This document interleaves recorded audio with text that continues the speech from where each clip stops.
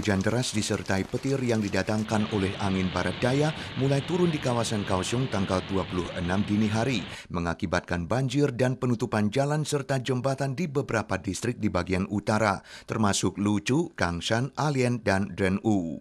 Dari 8 kasus banjir yang dilaporkan pada Biro Sumber Air Pemkot Kaohsiung, mayoritas berpusat di kawasan Kangshan, termasuk di Taman Perindustrian Banzhou, di mana ada netizen sempat merekam kondisi genangan air di sana. Hujan juga mulai turun di Tainan sejak pukul 1 dini hari dan mencapai 170 mm pada pukul 7.40, menimbulkan banjir di distrik Yongkang dan sekitar Chongcheng Road dan Yilin Road di distrik Drenthe. Akibatnya kemacetan lalu lintas terjadi di mana-mana, bahkan pom bensin pun terpengaruh. 昨天晚上就开始淹了。目前水淹多高啊？差不多最深50公分。 Menurut Biro Sumber Air Tainan, curah hujan paling deras dalam 8 jam silam tercatat di Drenthe dan Xinhua. Banjir di beberapa tempat di Drenthe yang mencatat curah hujan 75 mm mengakibatkan sejumlah jalan ditutup, termasuk terowongan Tan Shui dekat stasiun kereta api Bao'an yang genangan airnya melampaui ketinggian 3 meter. Biro Cuaca Pusat CWB memperkirakan cuaca tak stabil akan berlanjut hingga Jumat. Warga diingatkan meningkatkan kewaspadaan. Pelajar Indonesia akhirnya dapat kembali bersekolah di Taiwan setelah Taiwan membuka kembali izin belajar bagi pelajar asing. 我们也超级很感动，因为终于可以返台就学，追求我们的梦想。我们也希望全数能够顺利返台以及安全抵达台湾。 Namun saat masuk ke Taiwan, para pelajar harus mengeluarkan biaya dalam menjalani karantina mandiri. Saat ini hotel karantina mematok harga 2.000 sampai 2.500 dolar per malam.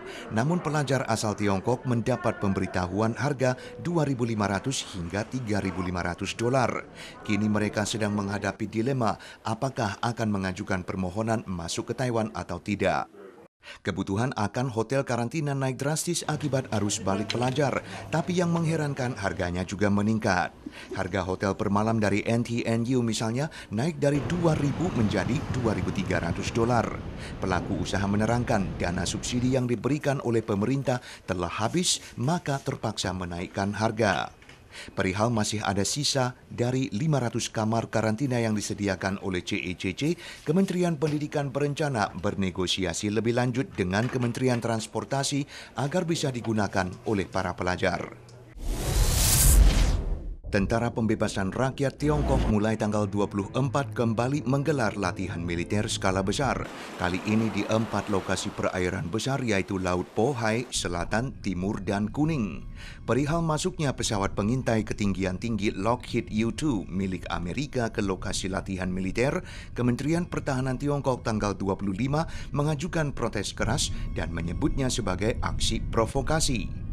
Di tengah meningkatnya ketegangan persaingan militer antara Amerika dan Tiongkok ini, surat kabar Hindustan Times dari India yang selalu pro-Tiongkok tanggal 25 malah memuat sebuah artikel karya Menteri Luar Negeri Taiwan, Joseph Wu, menegaskan bahwa ditolaknya Taiwan yang sedemikian sukses dalam pencegahan pandemi untuk mengikuti kegiatan PBB adalah hal tidak adil dan diskriminatif. Atas isu ini, Kedubes Tiongkok di India telah mengungkapkan ketidakpuasan. Beberapa saat setelah tersebar berita kambuhnya seorang pria terdiagnosis COVID-19 di Hong Kong, kasus serupa juga dilaporkan di Belanda dan Belgia. Kasus di Belanda adalah seorang wanita berusia lanjut yang memiliki kekebalan tubuh lemah.